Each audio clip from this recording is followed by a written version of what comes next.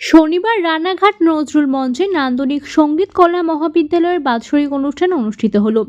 অনুষ্ঠানে গুণীজন সংবর্ধনা ও মিলন উৎসব অনুষ্ঠিত হলো। সুস্থ সংস্কৃতির বিকাশ এবং সুষ্ঠু সমাজ গঠনের লক্ষ্যে এই অনুষ্ঠান। এই বছর বিশিষ্ট সঙ্গীত শিল্পী সলিল চৌধুরীর স্মরণে এই অনুষ্ঠান করা হচ্ছে। বিশিষ্ট ব্যক্তিগণ ও শিল্পীদের 2025 নান্দনিক সম্মাননা প্রদান করা হয়। এই প্রসঙ্গে নান্দনিকের অধ্যক্ষ মৌসুমী রায় কি জানালেন শোনাবো আপনাদের।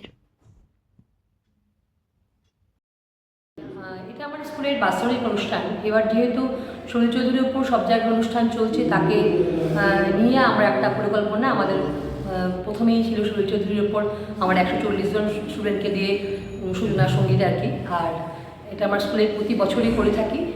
গতবার রবীন্দ্রনাথের উপর করেছিলাম, এবার সলিল চৌধুরীর উপর করেছি।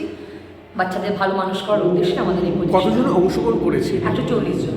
মানে টোটাল 140 জন। এখানে তো ওনার অভিভাবকরাও তো রয়েছে? না, এনারা এখানে শুধু স্টুডেন্ট ছিলেন। আচ্ছা, আর আর বলছি এর ভবিষ্যতে পরিকল্পনাটা কি তোমার? এদেরকে একটা জায়গায় তৈরি করা, একটা জায়গায় পৌঁছানোর। আমি চাই সবাই বিশিষ্ট সঙ্গীত শিল্পী না হোক, অন্তত কেউ সঙ্গীতটাকে ভালোবেসে এগোক। এটাই আমার ইচ্ছে আর কি, প্রার্থনা, চেষ্টা করি। কি নাম? আমার নাম মৌসুমী রায়।